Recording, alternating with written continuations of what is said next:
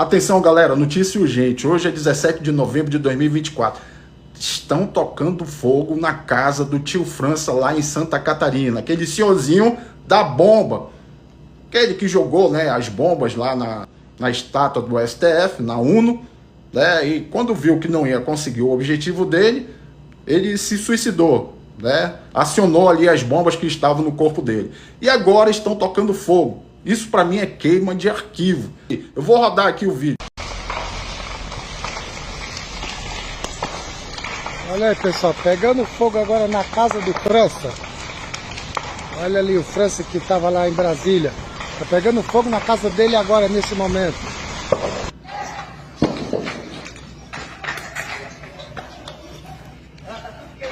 Cadê os bombeiros, cara? Não aparece um bombeiro, é estranho isso, hein? Não aparece nenhum bombeiro. Cadê a polícia desse estado? Não, aí os bombeiros vão chegar no finalzinho, quando tudo pegou fogo, quando tudo virou cinza. Aí é muito fácil, né? Curte, comenta e compartilha, tamo junto. Sejam muito bem-vindos ao canal Verdadeiros Patriotas e trazendo mais informações sobre o enorme exercício aéreo Cruzex, que ocorre desde o dia 3 de novembro em Natal.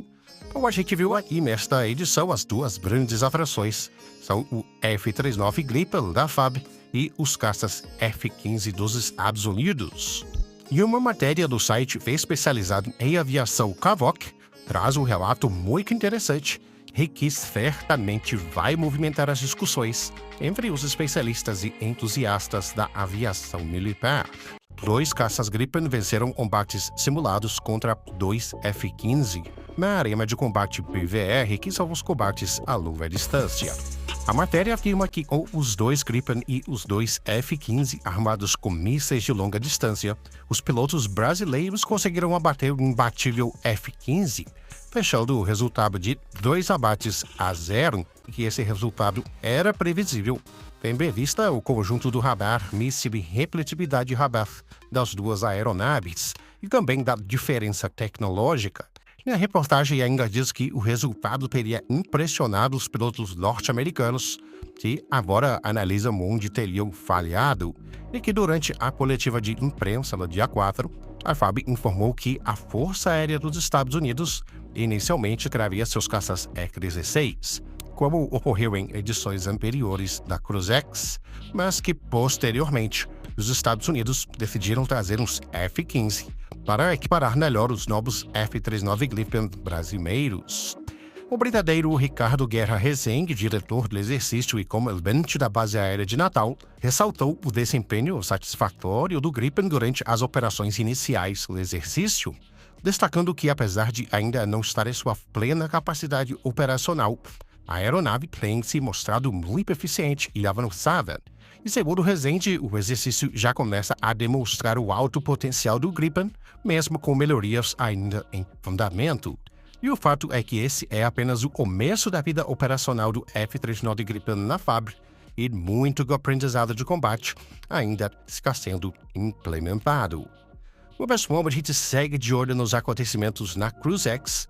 Então já peço para vocês se inscreverem e deixar aquele like que ajuda muito no alcance do nosso canal, que é feito por vocês mesmos, verdadeiros patriotas. Eu vou falar aqui para vocês porque é que eu não gosto do Bolsonaro. Em 2020 eu entrei dia 14 de 2020. Eu fui para o hospital com Covid, um dos primeiros, só tinha 2 pessoas hospitalizadas. E entrei, a cidade estava normal. Tudo funcionando. E eu digo, não tem nenhum caso de Covid no Ceará. Eu não tenho. Aí domingo à noite, li no jornal, tinha 2 casos, 3 casos. Aí eu fui, meu médico, o Cabeto, que era secretário. Quando eu entrei no consultório, ele disse, Jorge, você bater agora uma tomografia. Parece que você está com Covid. Eu digo, não pode, não tem ninguém, eu não viajei. Aí tá, resumo. Hospitalizado, piorei, tenho asma, piorei, 3 dias depois UTI, 1 semana depois entubado. 9 dias entubado. Dr. Cabeto chegou a avisar que eu ia falecer. E minha esposa em casa sem saber de nada. 9 dias entubado. Fui salvo por Deus, porque no quarto dia que só piorava, me deram uma dose cavalar de corticoide, que estavam dando na Europa e estava funcionando. Comecei a melhorar daí, já estava desenganado. Teve médico na UTI que disse, se der corticoide, 500 miligramas, ele morre hoje. Mas eu ia morrer já, o cabeto deu. Essa história é verídica. E eu melhorei. Resumo, pessoal. Isso era... Eu me hospitalizei dia 14. Eu saí do hospital dia 3 ou foi 4 de abril. Aí fui para casa sem andar, certo? Eu saí sem andar. Todo mundo sai de cadeira de rodas. Eu saí daquele jeito. Quando eu saí, não tinha ninguém na rua. Eu disse para mim, o que foi que aconteceu? Lockdown e tudo. Então a minha cabeça foi a 1000. E depois é que caiu a ficha que eu ia morrendo, certo? Eu cheguei a me despedir, porque quando me avisaram que eu ia ser entubado, eu liguei para o meu irmão, para ele não deixar a prestação da Caixa Econômica atrasar. Porque senão eu perdi a garantia do apartamento, entendeu? Ele, rapaz, tu tá pensando nisso? Lógico, eu posso morrer, 50% de chance, eu ligo. E o carro eu não pago, não? Liguei para o meu primo, que é padre, que mora em Roma. Pai... Rapaz, eu não tenho moral com Deus, não, mas se ele tem reze por mim, não é por mim, não, é pelas minhas filhas. E pedi uma segunda chance a Deus, pedi mesmo. Jesus, Mas você achou mesmo que você ia partir? Achei. Porque eu estava muito fraco, muito fraco. Eu via o vírus forte, e eu sabia que não tinha remédio. E quando o médico disse, nós vamos ter que entubá-lo, para eles é a coisa mais simples, né? Mas eu li na internet que é 50%, 60% de chance só, por eu ter. Eu disse, rapaz, mas eu tenho chance, porque eu só tenho, na época eu tinha 48 anos. E Deus me deu uma segunda chance, pessoal. Mas quando eu saí e fui para casa, eu via todo dia o Bolsonaro fazer aquelas graças dele, entendeu? E eu vi ele trocando de secretário de saúde, botando um pior.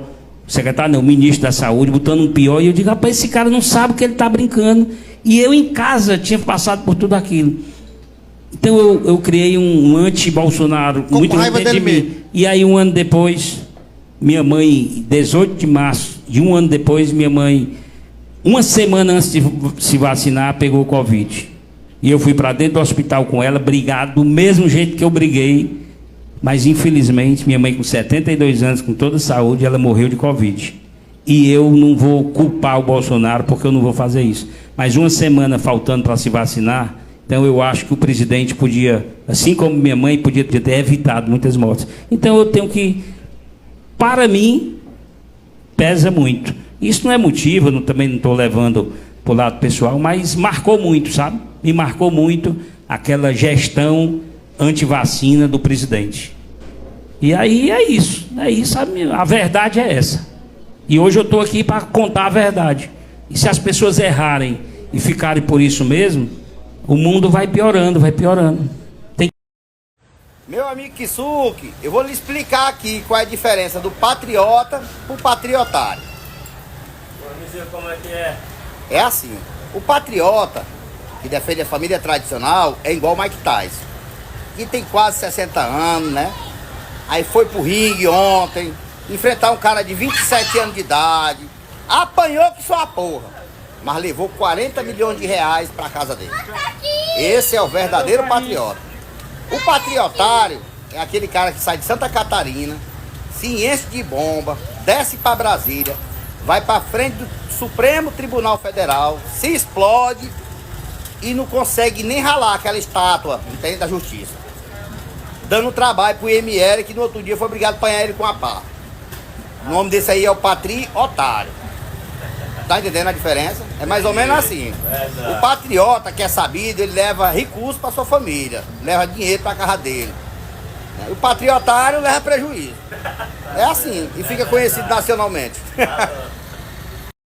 Um imperador que tinha concepções republicanas e dirigia uma monarquia. Um marechal da alta patente do exército que era monarquista e que proclamou a nossa república. Você quer conhecer um pouco da inusitada história que deu luz à nossa república? Então, senta aí que lá vem história. Bom, para começo de conversa, é necessário uma rápida preliminar. República vem do latim res publica, que quer dizer coisa do povo. A república é a forma de governo em que as coisas públicas são governadas pelo povo. Logo, a forma de governo republicana só combina com um regime político, que é a democracia. Não existe república sem democracia. E a democracia até existe hoje no mundo em monarquias parlamentaristas. Mas a democracia, a sua melhor forma de governo, é também a república. Dito isso, como preliminar, é importante aqui destacar. Foi curioso o surgimento da nossa república. Alguns estudiosos conceituam o surgimento da república a partir de um movimento cívico-militar. Porque já existia um movimento republicano desde o nascedouro do Brasil. Lembra da Inconfidência Mineira? Era um movimento por natureza republicano. Ao longo do tempo, mesmo sob a existência do Império, vários clubes republicanos existiam no país. Mas, para ocorrer o ato do 15 de novembro, onde a sociedade brasileira, no dizer da obra de José Murilo de Carvalho, bestializada, assistiu o surgimento de uma nova forma de governo, teve alguns atos que precipitaram. O primeiro deles, em 1870 a 1874, o Brasil se envolveu em uma guerra no continente contra o Paraguai. E os militares voltaram fortalecidos politicamente desta guerra e reclamando de melhores soldos. Isto levantava descontentamento nas patentes militares, sobretudo do exército brasileiro, contra o regime monárquico. E vocês lembram que um ano antes, depois de muita pressão da sociedade, da luta do povo preto, a princesa Isabel proclama a abolição da escravatura. Com isso, o regime monárquico tinha perdido seu principal sustentáculo, que eram os barões do café, da cafeicultura paulista, que ficaram insatisfeitos com o fim da escravidão, que era fundamental para a sua atividade econômica. Com isso, mobilizados e com uma conspiração que contou com a participação de republicanos raiz, como Rui Barbosa, como José do Patrocínio e Benjamin Constant, o Marechal Deodoro foi instado a derrubar o gabinete do Visconde de Ouro Preto, que era o presidente do Conselho de Ministros de Dom Pedro II, e no 15 de novembro proclamar que de uma hora para outra acabava o regime monárquico e começava o regime republicano. Foi assim mesmo, viu? De uma hora para outra, províncias do Brasil que passaram a se transformar em estados de um momento para outro a partir de um decreto, só ficaram sabendo que não estavam mais no regime anterior 5, 6 dias, 7 dias após a proclamação. Por isso que a nossa república começou muito estável. Enfim, a nossa república ainda é um projeto em construção, que teve fases de sua construção ao longo do século XX e tem sido consolidada neste conturbado século XXI. E só para terminar, fica aqui umas dicas de bibliografia para quem quer se aprofundar de verdade sobre o assunto. Primeiro, uma literatura da época, do grande Machado de Assis, patrono da Academia Brasileira de Letras, Esaú e Jacó. É uma obra de 1904, já nos primeiros 15 anos do nascedouro de nossa república. A outra é do próprio mestre José Murilo de Carvalho, Os Bestializados. O título é significado de diagnóstico de como a sociedade brasileira recebeu o alvorecer daquela nova forma de governo, né? E aí não poderia faltar duas citações de duas queridas, das mais importantes historiadoras contemporâneas e que tanto admiro. Primeiro, minha querida Lilian Schwartz, escreveu Nas Barbas do Imperador. Recomendo muito essa leitura. E tanto a Lilian como a queridíssima Heloísa Starling escreveu o Dicionário da República. Olha, é importante, é fundamental a leitura dessas obras, que recomendo, viu? Em qualquer circunstância, viva a República, viva a democracia sempre. Está no artigo 1º deste livro aqui, da Constituição da República Federativa do Brasil. A República Federativa do Brasil é formada pela união indissolúvel dos Estados, municípios e Distrito Federal e constitui-se para sempre em um Estado democrático de direito. É assim que começa a literatura deste nosso mais importante livro. Boa tarde, pessoal. Olha, e hoje uma notícia sensacional. O jornal Valor Econômico hoje já diz que o PIB brasileiro vai crescer esse ano 3,5%, pessoal. E diz também que o desemprego vai ser o menor da história. São números excepcionais, pessoal. Enquanto isso, O presidente do Banco Central, o seu Roberto Campos Neto, que virou o palpiteiro-geral da República, foi para a imprensa se posicionar contra o fim da jornada 6x1, pessoal. Ele sendo coerente como legítimo representante do escravismo brasileiro. Ele também, pessoal, que foi para a imprensa dizer que o governo tem que cortar logo, fazer o ajuste fiscal em cima dos mais pobres e que o mercado tem pressa. Senhor Roberto Campos Neto, temos 546 bilhões de isenção fiscal para os ricos. Aponta aí aonde você quer cortar para fazer o ajuste fiscal. Sinceramente, deixa de ser ridículo. Se manca que o presidente Lula não vai cortar recursos dos mais pobres para financiar a banqueirada, que vive de extorquir o povo com juros abusivos, com taxas abusivas. O Brasil voltou a crescer, o Brasil voltou, o Brasil tem rumo e o Brasil está dando exemplo de crescimento para o mundo, pessoal.